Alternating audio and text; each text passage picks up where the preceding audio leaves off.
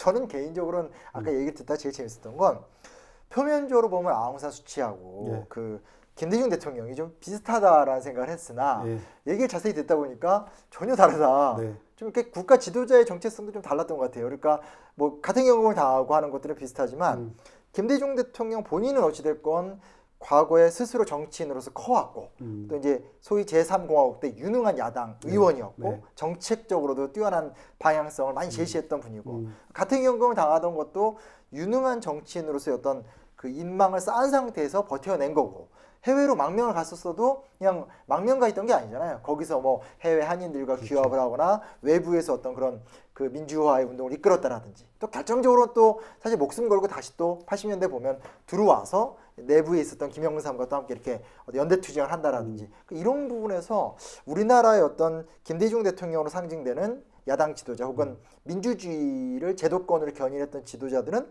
스스로 좀 민주주의의 유산을 유형화시켜갔던 인물이라면 아웅산 수치는 좀 솔직히 그러진 않지 않나? 좀 그런 생각이 좀 들었는데 어떻습니까? 네, 뭐 저 또한 뭐 우리 김대중 대통령과 그 아웅산 수치 간의 유사성 이런 것들에 대해서 질문을 많이 받거든요. 그리고 실제로 김대중 대통령이 생전에 계셨을 때 아웅산 수치를 응원하는 그러한 메시지도 직접 많이 냈었고요. 미얀마의 민주화를 응원하는 메시지도 직접 내셨어요.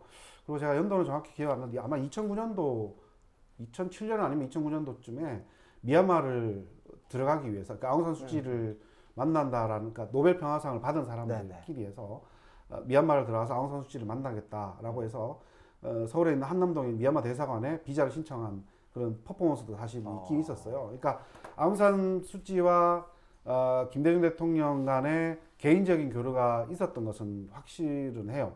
그런데 그 둘만의 어떠한 그러니까 미얀마의 민주주의, 한국의 민주주의 이것을 서로 맞춰보고 협력을 하고 이런 것들이 더 나아가지는 못했어요. 그러니까 아웅산 수치가 가택연금에 처해져 있었기 때문에 그러니까 활동 자체가 자유롭지 않았지만 어쨌든 그 김대중 대통령 입장에서는 아시아에 속한 미얀마 그리고 장기간의 군부 독재가 닮은 한국과 닮은 미얀마를 응원해 왔다라는 것은 가장 핵심적인 내용이고요. 방금 심 선생님께서 말씀하셨듯이 가장 큰 차이점이 아웅산 수치는 오랫동안 그 미얀마를 떠나 있었던 거죠. 그리고 말 그대로 그 세계 민주주의 상징이라고 할 수 있는 영국에 아주 오랫동안 20년 이상 거주를 했기 때문에 민주주의라는 것 자체가 자연스럽게 몸에 익은 그런 사람으로 봐야지 되는 거죠. 그런데 미얀마는 반대로 군부 독재가 26년 동안 이어져 왔던 곳에 덜컥 들어오게 된 거죠. 그러다 보니까 자기가 만났던 사람들, 뭐 아버지의 후배라고 하는 군인들부터 시작해서 스스로 나는 민주진영의 인사다. 미얀마의 민주주의를, 버마의 민주주의를 위해서 노력하는 사람이다라고 했던 사람들조차도 얘기를 하면 말이 통하지가 않는 것이죠. 그러니까 민주주의라고 얘기를 하지만 민주주의의 이념을 막 주입하기 시작하는 것이죠. 민주주의는 그냥 말 그대로 절차적인 그러니까 의사결정에 있어서 절차만 따지면 되는 것인데 이념 같은 걸 막 집어넣으려고 그러는 거죠. 과거에 사회주의를 했기 때문에 그런 사회주의의 흔적 이런 것들이 계속 남아 있었던 거죠. 아웅산 수치가 그런 것들을 보면서 이건 정말 답답한 일이 많다. 그리고 아웅산 수치가 제도권에 들어왔을 때부터 자기는 계속 그래서 우리 국민들을 가르쳐야 된다. 라고 내가 일종의 국모라는 개념인 거죠.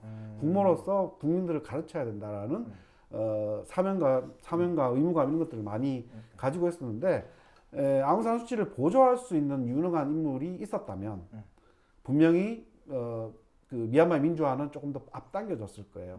근데 아웅산 수치 혼자서 고군분투를 한 거고 그리고 미얀마의 상황에 맞는 민주주의가 어떤 것이냐 이런 것들을 도입하는 데 있어서 상당히 문제점이 있었다라는 거죠. 그러니까 얘는 한글도 아직 잘 모르는데 영어를 가르치려고 하는 그런 수준이 된 거였었죠. 그리고 정작 아웅산 수치는 학문으로서 정치학을 공부한 사람이지 미얀마의 민주화, 미얀마의 사회에 맞는 민주화를 추구하기 위해서 어떤 전략을 내놓거나 한 적이 전혀 없다라는 것이죠. 그러니까 평생 몸으로 대한민국 현장에서 대한민국에 맞는 민주주의를 만들어 가려고 노력하면서 대안을 찾아갔던 그런 건 전혀 다른 그렇죠? 김대중 대통령이랑 다른 행보라고. 근데 제가 약간 김대중 대통령과 관련해서 다른 이야기를 덧붙이면 1990년대에 이제 이른바 아시아적 가치 논쟁이라는 게 맞아요. 있습니다. 네, 있었죠. 그래서 이제 싱가포르의 리콴유 총통하고 김대중 대통령 간에도 어떤 학술지를 매개로 해서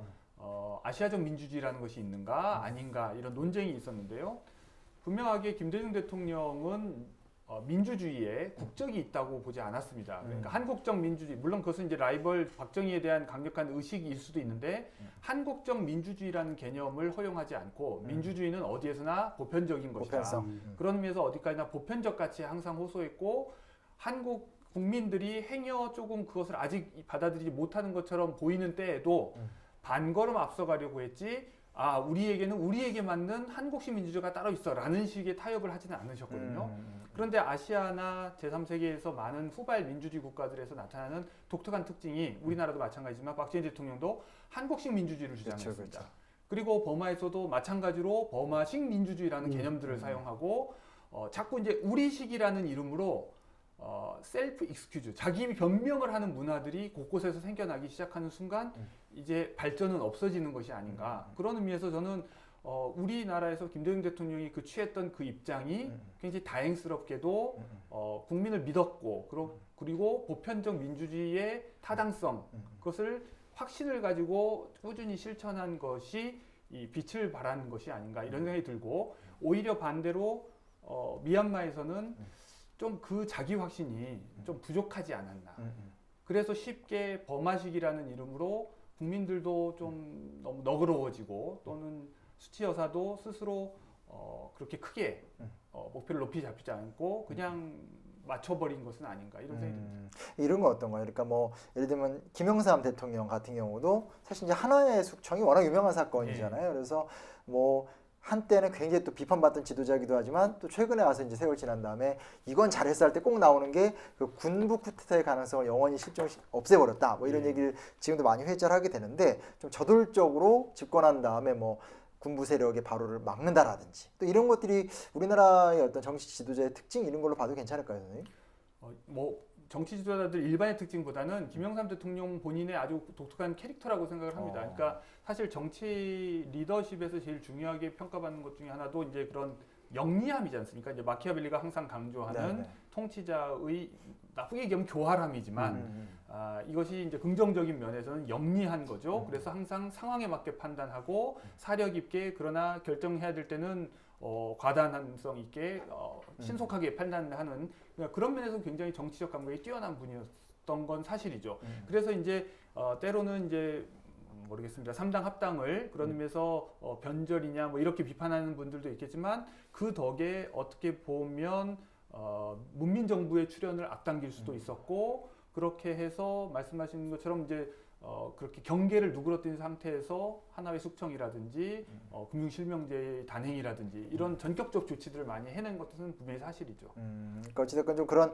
유형화된 리더십 같은 것들 좀 더 영리한 정치 지도자가 필요하다. 민주화의 과정에서. 민주화의 과정 그거 전체는 아니지만 예, 물론 뚝심 있는 지도자도 필요하지만 선생님은 지금 영리한 지도자를 말씀하셨는데 제가 그 아웅산 수치를 이제 만약에 변명을 아웅산 수치를 위한 변명을 해드리면 지금까지 그렇게 공격하신다고요? 아웅산 수치를 그래도 변명을 해드리면 아웅산 수치는 사실 정치를 하시면 안 되는 분이라는 거죠. 자격상? 예, 그러니까 자격이 아니고, 그러니까 그분이 가지고 있는, 그러니까 그 로얄 패밀리라는, 그러니까 출신 배경 이런 것들은 정치 지도자로서의 자질은 충분히 있다라고 하지만 성향, 이분이 갖고 있는 성향이나 평소의 활동이나 이런 것들로 봐서는 정치보다는 오히려 문학적인 감각이나 아니면 종교를 연구하거나 그냥 학자로서의 삶을 살았으면 오히려 더 낫지 않았을까. 사회적인 명사.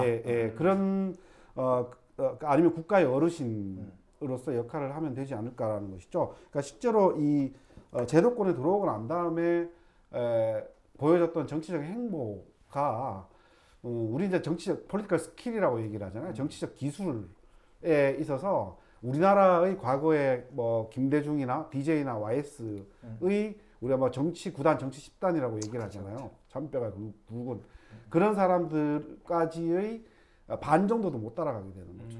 그러니까 너무 여기는 순진하게 정치를 하는 거죠. 있는 그대로 얘기를 하고 뭐 예를 들어서 이번 쿠데타의 직접적인 뭐 원인 중에 하나가 됐던 것이 군부 입장에서는 선거 부정이라고 얘기를 하지만 실제 그 배경에는 그러니까 군부를 정치권에서 배제하려는 그런 시도가 있었다라는 거죠. 그걸 이제 협상을 통해서 뭐 5년 뒤에 10년 뒤에 차츰차츰 그러니까 테러를 마련해주면서 차츰차츰 나갈 수 있게 만들어주는 건데 완전히 대놓고 헌법 개헌을 그냥 그러니까 헌법 개정을 하겠다라는 거야. 그게 안 되는 걸 알면서도 그러니까 말 그대로 돌직구를 날리면서 자기가 하고 싶은 말을 그냥 다 해버리는 거죠.